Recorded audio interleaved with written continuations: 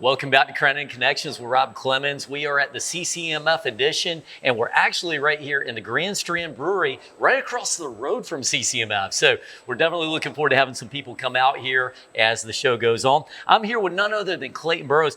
Clayton, first of all, thanks for having Crown Connections here to do this. Thanks for being here. Thanks for choosing our site to put your show on. And it's super exciting to be here and such a beautiful establishment. Before we get started with anything, tell me a little bit about Grand Strand Brewery. What's special about this place? So outside of kind of trying to fulfill what we kind of thought was a gap in the Myrtle Beach area for local craft beer, we are kind of serving as the catalyst for the revitalization of downtown Myrtle Beach. For whatever reason, downtown Myrtle Beach's better days have been behind it. And us and some other folks and the city of Myrtle Beach really kind of have a collective effort in trying to restore the charm of this area. And so that's outside of making good beer and trying to create a good experience for locals and visitors alike. We really want to make sure that we kind of jumpstart this area and get people coming back downtown. No, that's a super great thing. And I know this has been an agenda of the city of Myrtle Beach for years. We have one of our people on our staff came out and did that beautiful mural out here not too long ago. Yeah, it's awesome, isn't it? Yeah, they did a good job, man. Artistic talent there that I never had. I was really impressed when I see that. Tell me a little bit about this. This has got to be like your Super Bowl here. To have CCMF right across the road, you have so many people here. Will you get a lot of attendees, or people coming in to try out some beer and food during this event? Yeah, that's a great way of describing it. It is our Super Bowl. And we learned a lot last year, being our first year, open with CCMF. And what we kind of learned, it was just all positive. Like the people here are nice, polite, kind. They're here to have a good time. There's no issues. And it was just a blast. And so it helped us even get more excited this year. Last year was probably a little bit more anxiety. We didn't know what to expect. This year, I think we do know what to expect. And so we can probably create an even better experience for people that are coming here to get away from the concert for a little bit, to escape, maybe get in the AC, have a beer, whatever. And for people that want to come down here that don't have a ticket and just kind of be a part of the whole scene. Because it is exciting. I mean, we've been watching them put stages and barricades and signs up for 2 weeks, and each day you can kind of feel the buzz, and today it's on. So we're really excited. I'm totally going to jump in on that. We got a little sneak peek behind, as you know, Monarch Roofing is sponsoring the entrance over here. So they took us through there, and the way that one of the coordinators said is, he said it's sort of like they're building a little city over here. Yeah, absolutely. I mean, my gosh, the amount of manpower that went to putting up all that stuff, it's pretty incredible. It's an unbelievable effort. It takes so much coordination. So much organization, and so all the people that have been. It's been hot the last couple of weeks, and we've been watching the guys out there, and girls for that matter, and it's an awesome thing to see it come to life, and we're ready, man. We're ready to go. That's super cool. Now, do you get to actually attend the thing, or are you gonna be too busy over here? No, we won't attend. This is an important weekend for us, and so we want to be on it, and it's a great opportunity for us to also meet a lot of people locally that maybe haven't made it up this way to the brewery. So great way for us to meet new people, and we just want to make sure people have a good time. I mean, we feel like not just us, but all of the businesses around the event are part of the experience, and so we want to make sure that CCMF comes back next year and the year after that. So we feel responsible for creating the best possible experience outside of the festival grounds that we can. Man, as fast as they sold out this year, I think they're going to do just fine with this. They'll probably be back next year too. I think so. I was going to ask you, so when you're coming up on an event like this, does the staff spend extra time training and making the drinks just right and all that? How's that work out? Yeah, well, we have a tremendous staff and good leadership within that staff, and a lot of experience working in kind of high volume environments. And so we're ready. We learned a lot last year. We understand how we need to operate this year, how we can get beers out faster, how we can get food out faster. And so we do. We plan a lot. It's been going on for months. And we feel comfortable. Like we're ready to go. We're not anxious about it anymore. We're just excited. This is your sweet spot. Tell me a little bit about, you guys brew your own beer here. And what was the who came up with the genius idea of you named these after the Seven Dwarfs and all that? Tell me about this. That was our head brewer, Christophe Perdue, who's an incredibly talented brewer. And we were just kind of having some fun as we were piecing this thing together. And, for whatever reason, people love to just kind of stare and gawk at stainless steel. Watching it happen at breweries around the country. So we figured we'd add some cheap humor up there, the numbers worked out. Yeah, yeah. Snow White and the Seven Dwarfs. It was an easy way to create something for people to kind of chuckle at when they're in the brewery, lighten the mood. Exactly. Create a good vibe. And you don't think of it because at first you just look at one and you're like, grumpy, that's interesting. And then you look over and you're like, sleepy. Wait a minute. Yeah. They're doing the, Yeah. Oh, that's awesome. It's fun. What's your favorite part about this business right here? Well, beer is fun. Yeah, beer is fun. And so naturally, I think what is great about this place is that for the most part, people are predisposed to having a good time. Yeah. So we get a different type of customer. Beer enthusiasts, brewery enthusiasts, what have you. They're here. They're not coming to gripe, complain, bitch, moan, whatever, as long as the beer is good. Yeah. And so we feel like that's kind of our strength, is making good beer. And if we make good beer and we can couple it with a good environment, then we have a recipe for success. So I think just seeing people come in, especially locals who have been looking for something downtown, have been looking for a reason to come back downtown, and they come in here and they're excited about it. That is super, super fulfilling. And then we get so many people from around the country that have a more vibrant brewing scene wherever they're from, whether it be the Midwest, Northeast, West Coast, whatever. This is something that's a norm in their city, town, or neighborhood.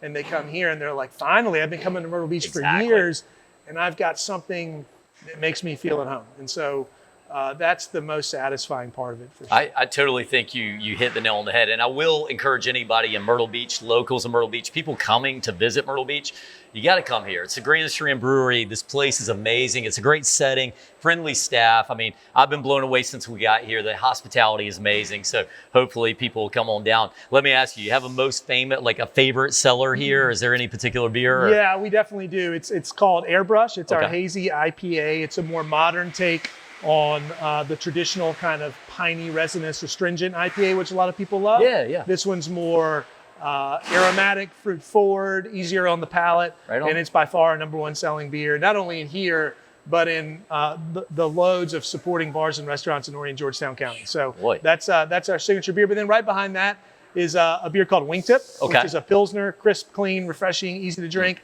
And the country music fans tend to gravitate towards the Wingtip. At least that was our experience last year. So Wingtip and Airbrush, and then we have sours, stouts, Hefeweizens, red ales, a bunch of other beers available. But the Airbrush and the Wingtip are definitely our top two. Man, it sounds so good. I think when I get off the clock later on, I think I'm going to circle back around here. You just sold me, you know? That's awesome. Well, any specials for the CCMF show? I don't want to put you on the spot or anything, but any specials for people who might be coming in? Just I think a welcoming, clean, cool environment. We're just fortunate for our location. I think the location really sets us apart. And you know, it's an escape because it's hard to be on the festival grounds all day, every day. And I think it's just a great escape. So, you know, we do have spirits this year. Last year we did not have spirits. So we've got a Bloody Mary. We have a Michelada, which is basically beer and a Bloody Mary mix. Oh, okay. Whoa. And a couple other specialty cocktails for people that might not just want to drink beer. Yeah. We've got wine, and we'll have our standard, you know, kind of bar bites food menu to keep people from going hungry. And that's normal kind of business operations for us this weekend. I mean, that sounds amazing. It sounds beautiful. Everybody come out to CCMF. Stop by the Grand Strand Brewery when you're out here. You're going to love it. Clayton Borrous, it's been a pleasure having you on the show today. Thank you for being here. Really appreciate it. Thank you for everything. Thanks. All right. And we will see you guys after a little break back on Crowning Connections.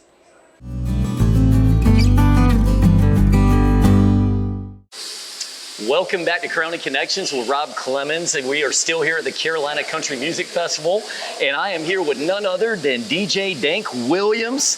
This dude right here is going to be bringing the fire for 4 days at the music festival, so I'm super excited. Dude, you've been in this business for a long time, man. Yes, sir. How'd you get started with this thing? Tell us a little bit about you. I grew up on a horse ranch in Randleman, North Carolina. We had a little family band. I was on the drums, my brother was on the piano, and my baby brother was on the guitar, and my mom and dad sung. So that's what made me fall in love with music. Right on, Yeah, right on. yeah, yeah. Are the other family members still doing the music thing, or are you They just? are. Yeah. They are. And sometimes for Christmas and Thanksgiving, we get the band back together. All right, all right. Now, what, when you get the family band together, what are you guys playing? Is it country? Are you going hip hop? What are you doing? No, we're country and classic rock. Right on. Country and classic rock. Yeah. That's awesome. Man, I watched some of your stuff on YouTube. You definitely get into it. One of the things I always wished as a kid growing up, going into college, is I could be as cool as some of the DJs like you, because you're out there, and he's got the head bob, and it's just like, whoa. So how do you get pumped up for a show? Because, you know, there's got to be some days when you're coming in and you're just like, man, it's been a long day, I got some stuff, and you still got to bring the fire. What do, man? I live to make people happy through music. All right. That's what I do. When people are in the building and I'm rocking for people, I want them to forget about life just for a little bit. Enjoy yourself right here with me and forget about everything else in the world going on. And live in the moment. That's what I tell my friends. Let's live a little. Yeah. Let's live a little. That's super cool, man. Well, like, let me ask you, when you're looking to cut loose yourself, when you're not, doing something with the mix table, what do you do? What do you do to relax in your downtime? I go to the beach. Go to the beach, all right. Beach. It all goes, or I ride my Harley. If I go to the beach, it all goes away, or I get on my Harley, when that kickstand goes up, it all goes away just for a little bit. Yeah, so I have to put it back down, or I have to come off the beach. But yeah, I like to. Dude, that's pretty cool. I like cool stuff. Just cool. Now with the Harley, do you have one with the handlebars way up here? Yeah, it's a little bit more comfortable. All right, they ain't way up here. They got shoulder. Yeah. I see some of the guys that looks like they're doing pull-ups. It looks cool, but it can't be good. So you are into Harleys. Have you ever been down to Myrtle Beach for bike week? Yeah, I've been DJing the bike week here for the last 8 years. Nice. 8 years. Yeah, I reside here in Myrtle Beach now. Okay. I've been here about 12 years. Wow. Yep. I grew up in Ranneman, North Carolina. It's a small town, but being a DJ coming here, business was better. Heck yeah, So I bet it was. It's been a good move in my life. Good friends like Slim McGraw and Bang Productions, they've really helped me in my career. Right on, man. Right on. Well, let me ask you this. So you're in Myrtle Beach. You're in the nightlife scene.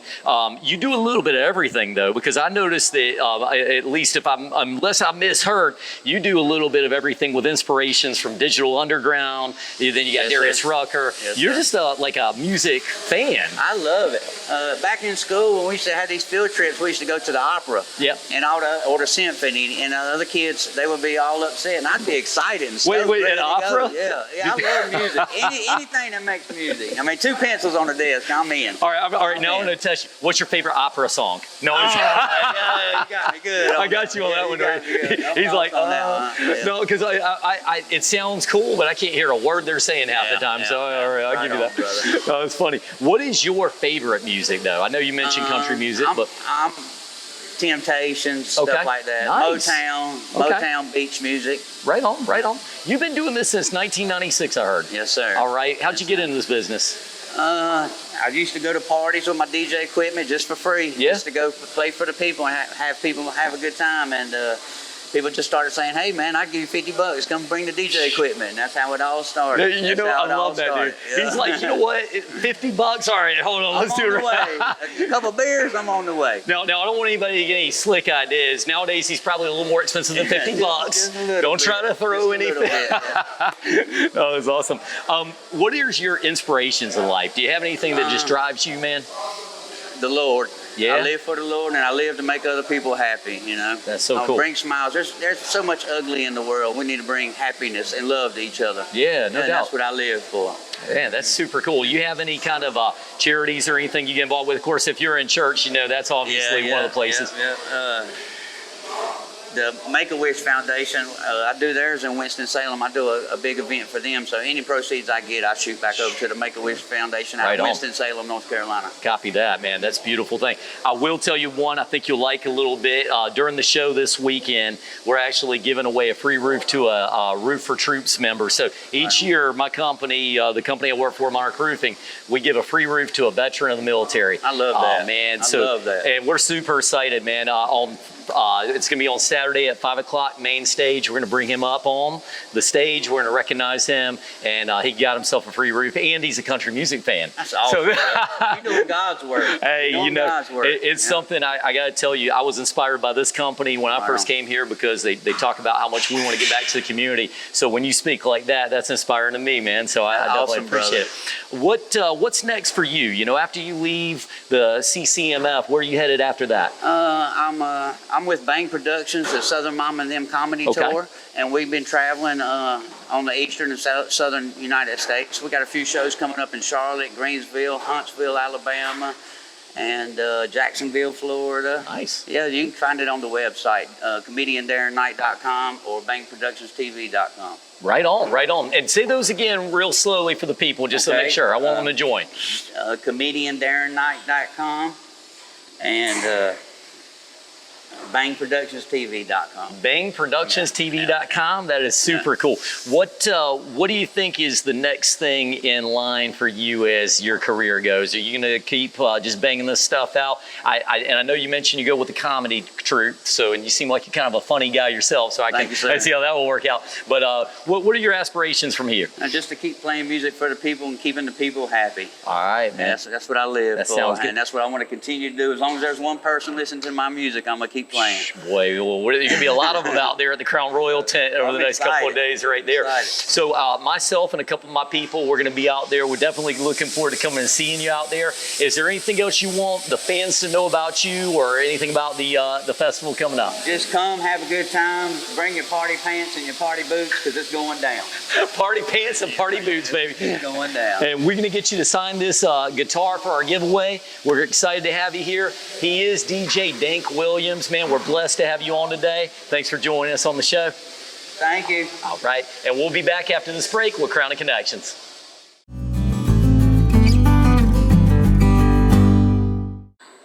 Welcome back to Crown of Connections with Rob Clemens, our CCMF edition. I'm here right now with DJ Slim McGraw, and I got to tell you, I'm super excited and especially feeling urgent about this because he's only performing tonight at the Country Music Festival. So you guys got to come on out and see him tonight. We'll talk about that in a little bit. But Slim, welcome to the show. We're glad to have you. Hey, man, appreciate you having me out, man. I tell you what, anytime I can get some DJs, and we're always going to have some fun, so I know that. And we're going to talk a little bit about a few things. But first, tell us a little bit about yourself, man. Well, I've been DJing about 20 years. I grew up playing all genres of music. Started getting into country music about 10 years ago when I started working for Dale Earnhardt Jr. in Charlotte, North Carolina. Oh, Dale Earnhardt Jr. Well, he opened up a club called Whiskey Row. Okay, all right. And they wanted me to play country, so that was my first steps into it. And then a good friend of mine, DJ Silver, he's like one of the pioneer country DJs in the world. Yeah. He's Jason Aldean's DJ. He's kind of opened a lot of doors for me along the way. Nice.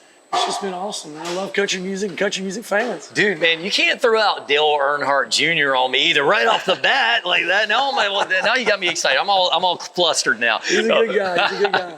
That's super cool. Hey, I was reading up a little bit about you. You do great things out there, but I noticed you got such a wide range of music interests. Sort of like we had DJ Dank Williams on a little bit ago. But you're into country, pop, rock, electronic, the whole 9 yards. Well, see, that comes with age. Yeah, okay. See, like these younger DJs, they go by the equipment and they only know what came out this summer. Like, all right, yeah, I got you. Well, see, the older guys, we know what came out the last 20 summers and the 20 summers before. What's the oldest stuff? We like classics. You got to tell me, what's the oldest thing you're playing right now? Is there anything that's just off the... Oh, man, God. You got the Temptations playing? Is that too far? Well, not the country stuff I don't, but I do play a lot of the 80s country still. Okay, all right. Started off with, a lot of 90s country still. Okay, all right, gotcha. A lot of 90s country still. What's your favorite genre of music? Well, it really depends on who's writing the check that day. I like it all. I like it all. It's like, are we doing country music? Yeah, that's country. The thing with me. It's really not about what I like. Yeah. DJ AM, rest in peace, is a famous DJ who taught me a lot about DJing.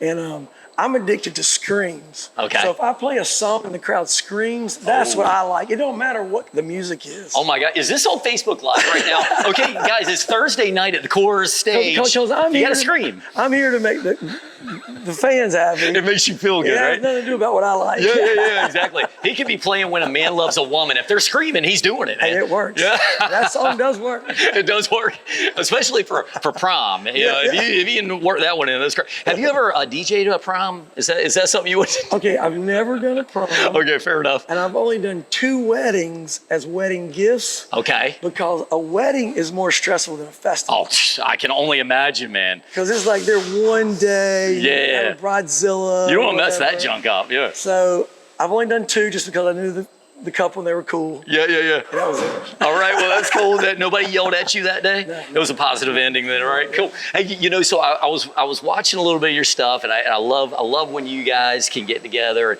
and you throw down stuff that just gets the crowd pumping. But I was looking you up on YouTube, and you had something that just made me laugh. And you guys have to check it out after when you see this show. But it was called Top 10 Ways to Piss Off a DJ. And this is on YouTube, and it had me laughing, man. Can you share a couple of those, though, just because, it's happening. And the bad thing about it is my friends will watch the video and come out that night and still do some of these things. They can't help it. They can't help themselves, I mean, well, a lot of people think we're bartenders, so they're trying to order drinks from us. Okay. I'm like, I'm mixing music, not drinks. I'm mixing music. Yeah. We're a cell phone charging station. Can you watch my phone? That's and we're also the TV game show. Can you guess this tune? Because they're like, I want you to play that song. It goes dun, dun, dun, dun, dun, dun. I'm like, you're like, huh? That was. And then the worst is, can you teach me this right now? Yeah. Can you tell? And you're like, or they're trying to grab the record and give you the wiki. Oh no! Are they ever try to get on? One. Oh, they try to do it. Well, you also said one, and it kind of goes like this. It's something to the effect of, can you play this song? Oh, yeah. I saw that when I was like, oh boy, that's got to be annoying. Well, what I do is I get my Venmo code up and I'll hold it right back out. right. That's awesome. You guys got to check that out on YouTube. It'll make you laugh for sure. You've done some amazing stuff, man. You opened up for Lee Brice, Dank Williams Jr., Darius Rucker, Carrie Underwood. I'm just naming a few. Yeah. Give me, did any of those stand out to you as one where you're just like, holy cow, I'm starstruck right now? Well, I tell you, Carrie Underwood did blow me out last year in Barefoot because she performed in the rain. Oh, boy. And it was beautiful. Man. But I tell you, who stole the show last year that blew my mind was Leonard Skinner. Whoa. I was not expecting them to go that hard. They stole the show. Right? Leonard Skinner's still bringing it, right? Yeah. Man. I mean, they rolled in 5 tractor trailers, 5 tour buses. Dog. 3 times as much as anybody else. Yeah. Man, so you got Carrie Underwood. She's hard now. Now they know that. She will sing in the rain. I couldn't believe that. Man, I mean, I'm serious. Like, you would think somebody be holding an umbrella or something. Nothing, though. Now she's walking out in the catwalk in the rain, walking back out. No slips or anything, man. Beautiful. Straight professional there. Yeah. That's really cool. I've seen some of your remix work. For example, you did an Old Town Road remix I saw. When you're remixing, what inspires you to do that? I mean, how do you get like a cool beat like that? Well, usually I'm out DJing and I hear it in my head mixing one to another, and then I'll put it in my notes and I'll go home and play with it. But sometimes I'll just try to take a country track and turn it into like an electronic dance track. Yeah, for real. Or sometimes I'll take like 2 or 3 songs that are talking about the same word, like dirt. Smart. And I'll try to mash them up where they're all talking about the same, make a story out of a song. Man, that's cool. See, that's pretty deep, man. I bet your job's a lot harder than some people think. Yeah, and some people don't really catch it and like, oh, I heard him doing this wordplay thing. But subliminally, they're like, oh, that's cool. They're like, I want to go play in the dirt right now for some reason. Right? I'm thinking dirt, but I don't know. I'm thinking dirt. I'm thinking depending on what you're playing, I'm thinking I want to get in a fight with somebody for some reason. I don't know why, Oh, that's really funny. Do you have any particular inspirations in life? Anybody that's kind of been a key thing that motivated you? Well, like I said, DJ AM, he has a lot of influences on the wordplay stuff. Yeah. And DJ Silver's been a big influence on the country music scene. Right on. For me, and opened a lot of doors for me and helped. He was like a pioneer of this. That's very cool. Is there like a DJ brotherhood? Because I noticed you and Dank came in today together. Is there like a little, linkage there? Oh yeah, there's like a little community there. Yeah, I like it. But yeah, I toured with Southern Mama for a few years. Okay. And I started doing some other stuff, and man, I knew that he would be a perfect fit for Southern Mama. And it just worked out great, man. Man, that's so cool. We're all just one big happy family. Sweet, man. Where are you headed after you leave Myrtle Beach today? Leave after today. I go back to Nashville, do some CMA parties. Okay. And then I pack and go to Wildwood, New Jersey next week for the Barefoot Country Music Festival. Oh, go on, man. Which is the sister festival of this one. Okay. Yeah. So you're on the road a lot. Yeah. Is it 365 days in a year? How many of those do you think you're on the road?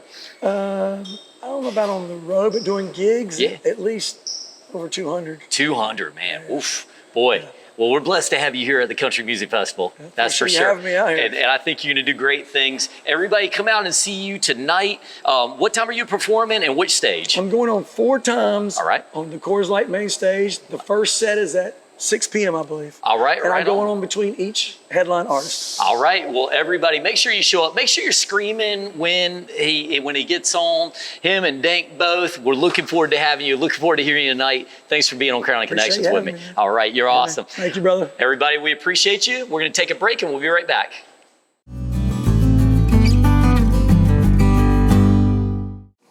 Welcome to Crowning Connections with Rob Clemens. This is our CCMF edition. We're still here live at the Carolina Country Music Festival, and it has been such a pleasure getting to know some of the artists here. And today, I feel like we got an even more special treat because we got none other than Elvie Shane here. What's up, everybody? Man, he's been killing it.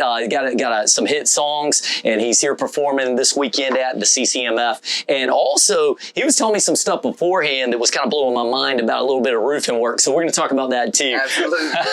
Well, welcome to the show, my friend. Hey, man, thank you guys for coming over and seeing me on the bus. It's cool. You said it's the first time doing this on the bus. So good, man. And the lighting's just right. Maybe change it up a little bit. That's cool. Yeah. And we know we're in Myrtle Beach, so it's like 95 degrees outside. So I'll take this. First time ever at Myrtle Beach, by the way. Really? First timer? Yeah, never been. Man, you got to get by and check out some places before you leave here. I need to get up off my ornery ass and go do it. Play your songs and everything. Yes. We don't want to lose that, but then, go check out something. But no, it's cool. Hey, listen, you've had a pretty amazing career so far. And one of the things I think that connects with people so much is you always stay authentic. I feel like you were talking about some of the blue collar upbringing and things. And I even heard something that your dad had said. I think the phrase was always forward, but never straight. Yeah. Right? Tell us about that, man. Yeah, he just meant just keep trugging along, and you're going to get somewhere. You're going to bounce off course from time to time, but as long as you hit it that way in some way, form, or fashion, you'll get where you're going. Yeah. And, that was very much his motto and my family's motto. We definitely had some stuff happen that knocked us off course from time to time, but here we are. Started at the bottom, now we're slightly in the middle. Yeah, slightly in the middle. Hey, you're doing a little better than slightly in the middle. All right, we're in the middle. No, he's got this song, My Boy, that kind of blew up. Were you expecting that? Man, we wrote that song 6 years ago, and I played it every freaking chance I had for like 4 years, 5 years. And, I knew that if it could just get out in the right, on the right platform or in front of the right ears that I think people would relate to it. But I didn't ever, anticipate that it was going to do what it has done. It just, I wrote it as a song about myself. I really wrote that song from a place of hope because coming into a woman's life or a man's life, I'm sure, who has children and, you can't help but be like, oh, okay, these are the things that I feel like should change about this situation. I'm going to ride in on my white horse and fix everything about it, right? But you quickly find out that, you have to figure out where you fit in all of that, not where you can change it to make it. So there was a lot of initial struggle in all of that, and I began to wonder after a few years if I was ever really going to be able to achieve what I really wanted to achieve in coming into this boy's life, and that was just to be a father, and so I really wrote that song from a place of hope when I first wrote it with my friends.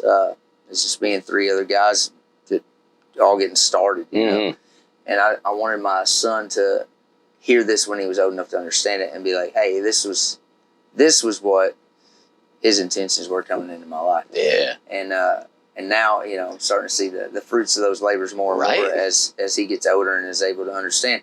But yeah, never knew that it would start out as my song and become, and just like so resonate. Many people's songs. Yeah, it's really cool to see that happen. I think part of it is there's never been a song like that. I feel like, you get a lot of songs about a lot of different things, but to have something from the heart like that, it's just, you just don't see that. Yeah, man, I don't know of any that are from the stepfather's perspective that have had, I don't know, a mainstream connection like My Boy did. I remember, I think it was Kenny Chesney. No, it was Brad Paisley. Man, he didn't have to be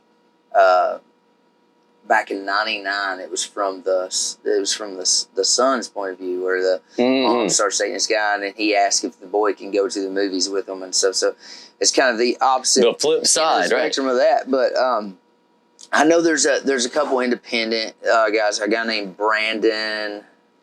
Oh my gosh, what is his name? I'd really love to give him a shout out, because he had a song that he wrote from a stepdad's perspective that came out, not too long after ours, and I think he had written it well before that, so it wasn't like he was trying to tag on. Yeah. But it was a really good song too. If I can remember, I'll send you guys so you can maybe put a link. 100%. Yeah, cool. When we cut it together, we'll definitely give him some credit on there. That's super cool, man. Well, I looked back at your upbringing, and you've had a lot of things that probably made you who you are today. I saw you got a church upbringing, kind of like singing in some hymns and stuff. Were you in choir back in church, or were you just? We didn't have a choir. It was pretty established. It's all my family for the most part. There was the Payton family, which is my dad's family, and then the Mudd family, and then a few other. Smaller groups of different families that were there. But pretty much everybody either could sing or tried to make a joyful noise in that church. Right. And, so I was kind of engulfed in it my entire life. My mom said I was born on a Sunday, and the following Sunday she had me held tightly beside a hymnal. Oh, right. Nice, man. Probably trying to ward off my daddy's demons, I like to say.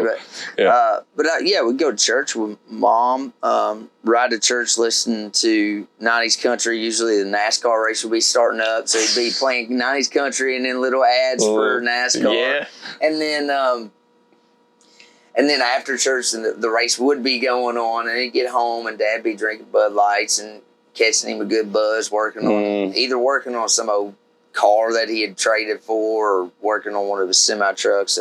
He always had his own truck or a couple trucks growing up. So then I'd end up outside working with him on that, listening to Steve Earle, John Fogerty, right on, Leonard Skinner, Otis Redding, and he had a lot of love for a lot of different types of classic rock and blues, and he really loved lyrics, where my mom was much more about singing. Okay, it was a cool blend. I get you. Yeah, it's almost like he's really listening and internalizing the lyrics, and your mom's more about the melody and stuff. Yeah. Do you find, and the reason I laughed a little bit ago is I grew up in the church. My dad's a preacher, and we've been to all those different kinds of churches. So you got someone, they don't have a choir. You just man. We just sing. We had a song leader. Okay, yep, that's right. Usually one of the deacons who's like probably my uncle that couldn't sing his way out of a freaking nothing, but he's still trying though. Still trying. Oh man, you gotta love it. But yeah, that's cool. So definitely, a foundation in the church. Somebody asked me how I live in my faith these days, doing what I do. My answer was poorly, but I still try to keep it alive. And more than anything, I just try to live by that golden rule. And if you listen to the whole record, in the middle of the record, I've got a friend of mine who I went to college with. He was a rapper. He does a skit, because I grew up listening to these rap records too. They always have the skit. Yeah, so we put a skit in there, and he ended up he said, this is a country music presentation by Brother Elvie Shane, and he continues to read the Golden Rule out of the Bible, and it says the whole law can be summed up in this one word: love thy neighbor as thyself.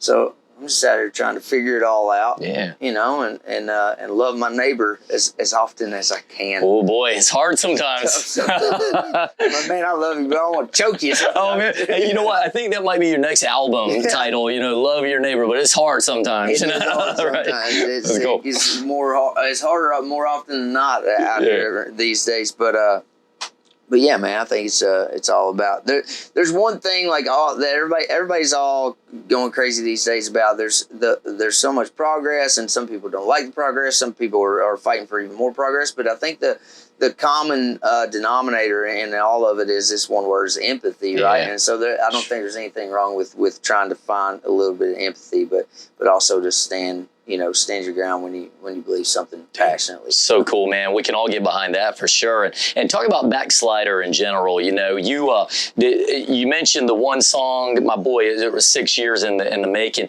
Did you write most of those songs coming up right before the album comes out, or is this a collection of things from over the years? Well, so My Boy, we wrote that 6 years ago. I think it was like July 31st of 2016 or something. We wrote that song. Me, Nick Columbia, Russell Sutton, Lee Starr, 4 of us guys that were fairly new to town, didn't have anything going on. And after that, we all ended up with publishing deals from that song, so we all ended up getting a job, being paid for writing songs based off that song, which was cool.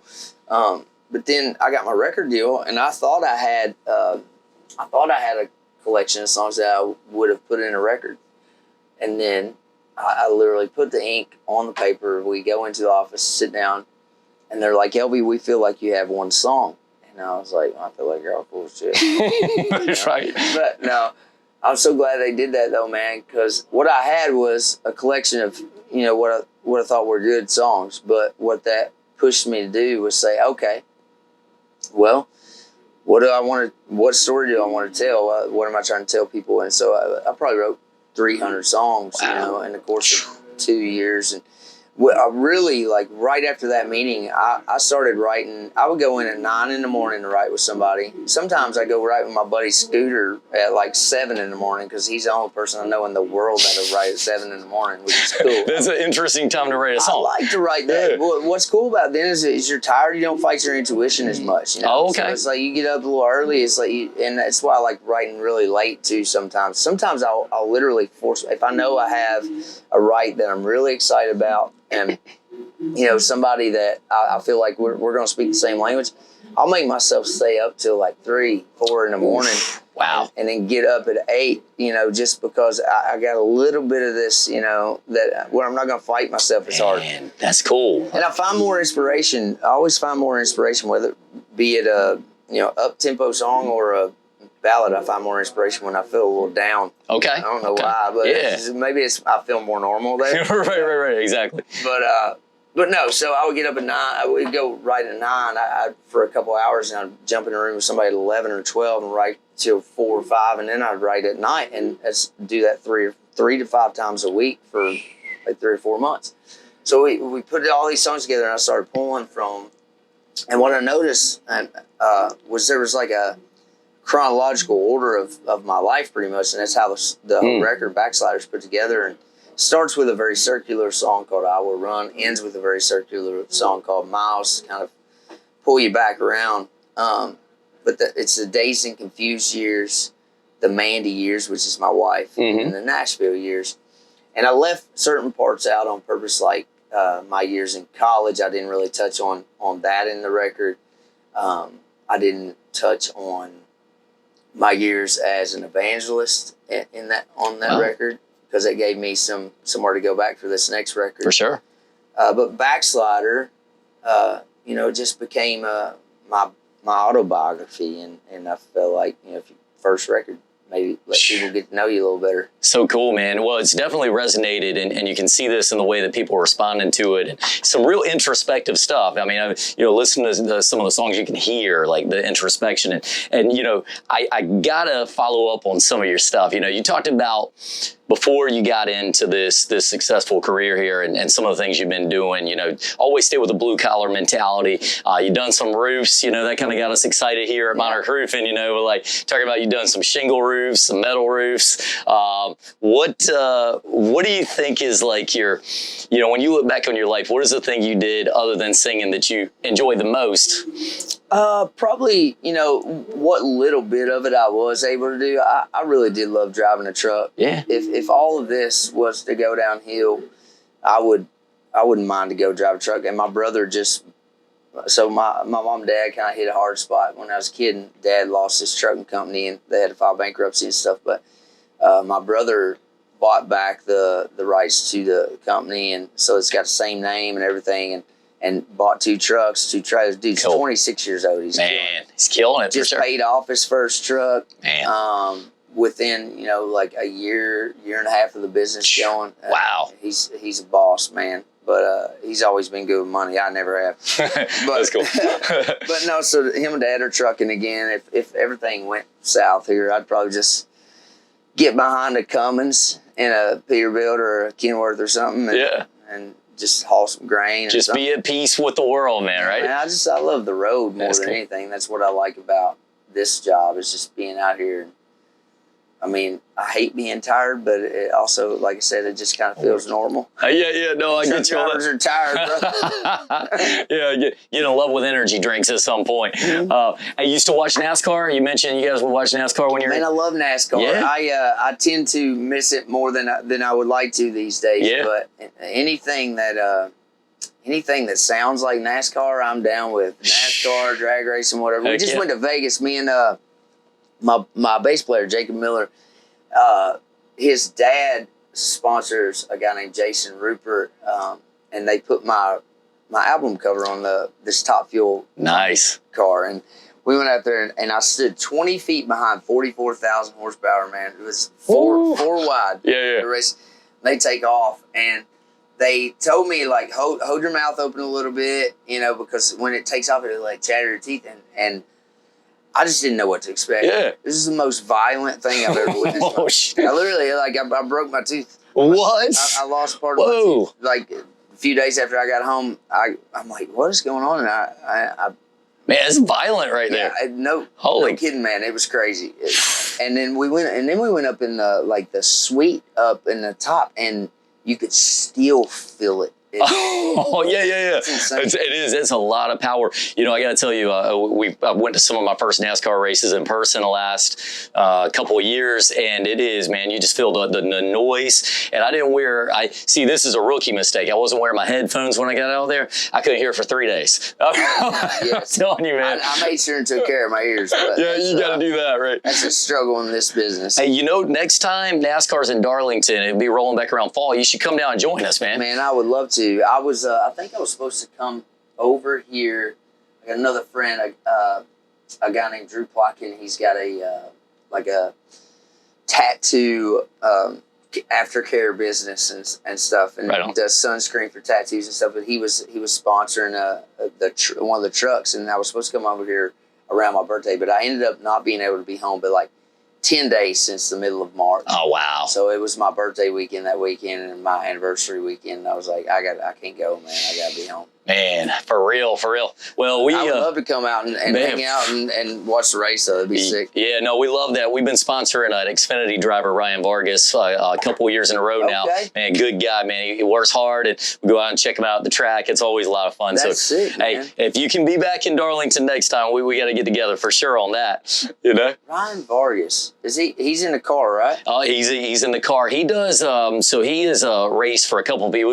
He was the first person to have a TikTok sponsored car. So like that was pretty cool for him. And we sponsor him a little bit. He works around, but yeah, real good guy, man. He's a social media guy like crazy. Okay. Check him out sometime for sure. I know I'm a fan of Ryan Blaney too. Ryan, yeah, I like watching him race. Yeah. Old number 12 there, man. He gets around for sure. He does. He gets a little squirrely. Now, are you a Ford guy? Are you a Ford guy? Ford guy. All right. See, there you go, right there, Are man. you a Chevy guy? I like them both. I had a Mustang growing up, so like that was my car. But I like Chevy too. Hey, man, 98% of Chevys are still on the road. That's right. 2% made it home. Yeah, there you go, man. There you go, right? Oh, that's funny. Hey, what would you say to a young person thinking about getting in the business of music? I mean, from your experience, what would you tell them? Don't. Don't. You heard it here first. I'm just kidding. I wish I would have known what to do growing up, because you grow up listening, you hear this stuff on the radio, and your dream kind of starts from that and from what your parents listen to, but you don't really know a path. And I think Nashville obviously is one of the places that you can go for music. Mm-hmm. Just take the chance. If that's what you're dead set on, if we're speaking to kids in particular, you turn 18 or 19, 20, whatever, when it's time for you to leave home, go there. Yeah. If it's Nashville, if it's Los Angeles, if it's Atlanta, if it's wherever it is that has the music scene that you're really trying to tap into, go there. and start trying to meet people and go to the places where the songwriters or the music people hang out. And a lot of people like try to tell you that you shouldn't kick down doors anymore. Like that's not how it works. You need to meet people and like eventually, but you still got to kick down some doors. Yeah. You know, you got to believe in yourself and be passionate enough to take those chances to look like an idiot sometimes. You know, it's like Got to be willing to look like an idiot once in a while. yes, Yeah, absolutely. I agree. I was writing with my buddy Oscar Charles, who produced the record, one day, and I spit out a line, and he was just quiet, and I said, "Yeah." When I first came to town, they told me, "Dare to be stupid," and we went on about our business. And a couple minutes later, he said a line, and I said, "Did they tell you the same thing?" So I love that. I love that. That was one of those moments. It's like, oh man, here's a good one. You gotta say it. I don't get those very often. Yeah, you've been saving it. Here it is. No, but on a serious note, like practice. Yeah. Practice your ass off. I would listen to records that I loved and write the lyrics as I listened to the records. What I didn't apply myself at as much as I should have was my instrument, playing guitar. Mm-hmm. And maybe your instrument is only your voice. If that's what you want it to be, that's cool. Right.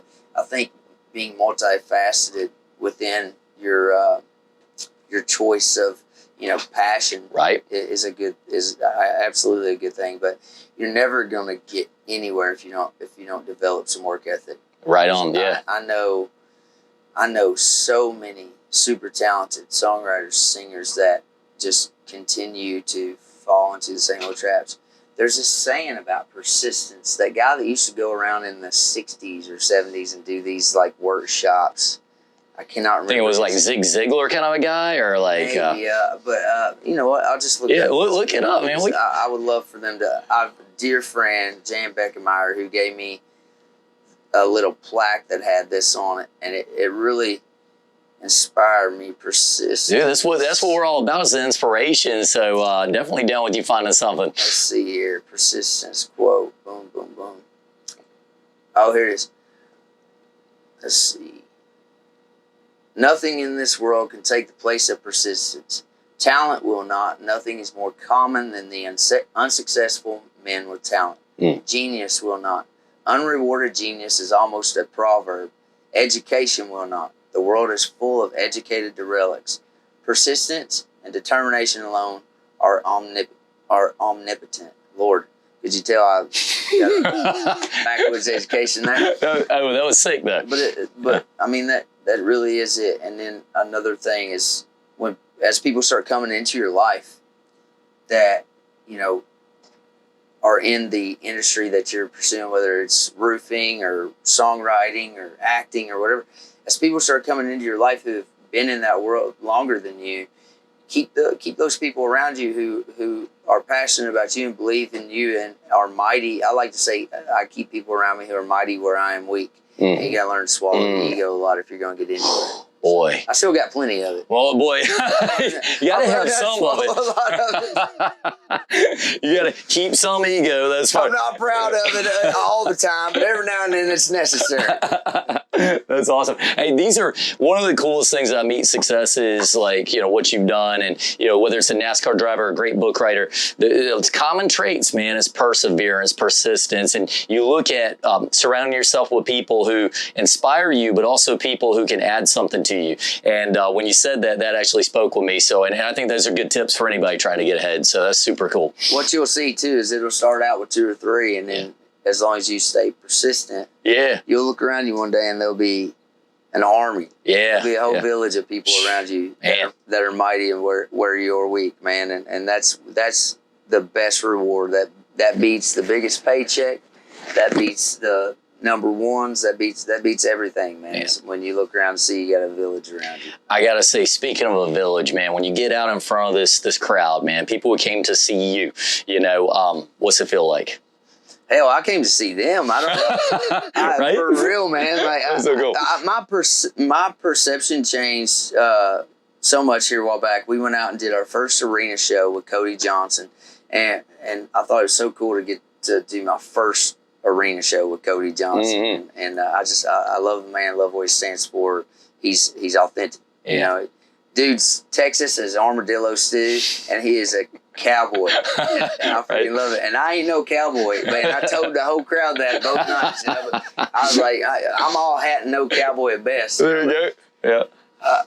But there was a moment where we do this song called Miles, and it's kind of a ballad, and I asked everybody in the arena to turn their lights on their phone. I was like, I know this is cliche. Oh, man. Please, just, I gotta experience Gotta this. do it. So they do, and they turn the lights down, and I'm standing there, and then the spotlight's on me too, so it's even it messes with your eyes a little bit to makes everything else look so much darker. And all these lights, and I'm looking, and I was like, man, really see who the real stars are now. You know what I mean? And so that moment was really cool, and not that I didn't already appreciate them so much, but it was just like, none of it happens, and it's obvious, but none of it happens without people showing up, Man. And people relating to what we're trying to put out in the world. So I think that's something that for the people, and we talk about humanizing the process.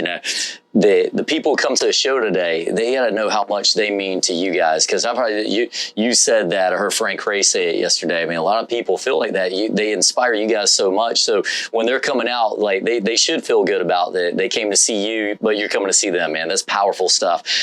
I've taken too much of your time already, but I do want to ask you one thing. What do you have coming up next? I mean, like, we're out here, hitting the road for festivals for the summer. I'm really focused on trying to go in and hit certain areas in the business. They would call it markets, but I want to go and pay a lot of attention to where people have been listening to our music the most, because we can kind of see that on our data and stuff from streaming and radio airplay and all that stuff. So go back and give some love to the people who's been giving us love. right on.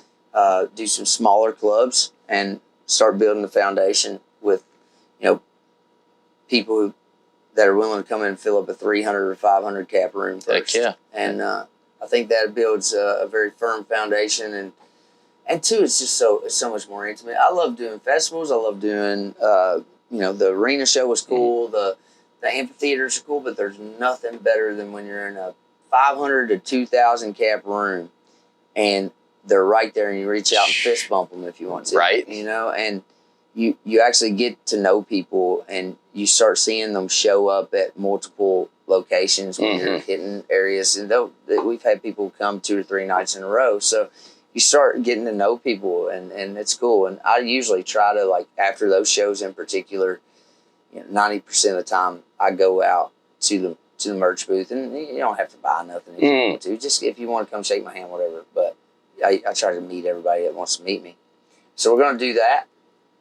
And, obviously I'm working on more music. I know we just put a record out, but you can't keep people's attention for nothing. That's 2022, man. So stay ahead of it. Maybe the Backslider record becomes a cult classic after we release a bunch of other stuff. That'd be the dream. That'd be cool. But, just working on new music. Got some really cool features that I've had the opportunity to do. I had somebody sing on a song with me just a couple weeks ago. Is one of my heroes. Okay. I can't tell you who. Oh, man. Oh, okay. All right. No, I can't. When will we know? No, he spilled the beans in Rolling Stone. So I cut a version of Poncho and Lefty with Steve Earle. Oh, no way. So Steve's my hero, man. And they say never meet your heroes, but this guy has been, I'd like to think I can consider him a friend at this point. He's been so kind to me, and he's into all kinds of stuff that I would love to kind of venture into. He's been a great actor and writer and everything. But there is some stuff that I can't really talk about yet, but it'll be out this summer and this fall, and I can't wait for some stuff that I'm pretty sure somebody screwed up the paperwork, and I still did. Come on, somebody's gonna get me in trouble. But no, man, it's exciting. Some music, some film stuff. So shoot, man. Yeah. Well, I can tell you this, man. We're all going to be rooting for you. The viewers are rooting for you. You are down to earth guy, and I love it, man. This has been such a pleasure for me. And Elvie, I know we're all out here to see you tonight. I know it's going to be a big night for you. Look forward to stay in touch with you. All right. Thank you for being on. All right. Thank you, man. And this is Rob Clemens with Crowning Connections. We're at CCMF. Elvie Shane, come check him out.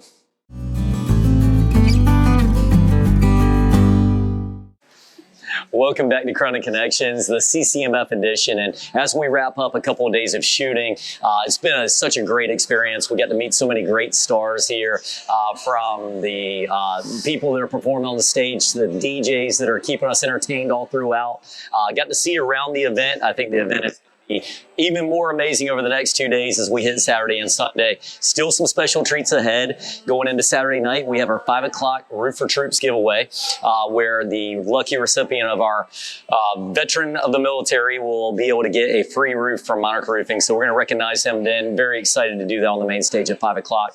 And then, of course, Sunday we have the guitar giveaway. And how was it they won that again? So what you're going to do is you're going to go to the Monarch Roofing main entrance. You're going to take a picture and you're going to post it on social media with the hashtag CCMF2022. That'll put you into the drawing and a random winner will be chosen on Sunday. You get to win this amazing guitar, as you can see right here behind us. It's got lots of great signatures on it, and on the back it's actually customized for the event. Yeah, we had some Luke Bryan signature. Elvie Shane just signed it a little bit ago right there, and Frank Ray, and too many others to mention. But what a pleasure it's been to meet those guys and to see the human being behind the music. That was a lot of fun for me, and I know that we couldn't have done it without the staff at Monarch and Danielle and everything you did. But did you have a favorite part of this over the last couple of days? I think really just getting to see that, you know, these people are so humble. Like these amazing, you know, artists that people come from miles away to come see. There's going to be thousands of people right across the street, like watching them on stage.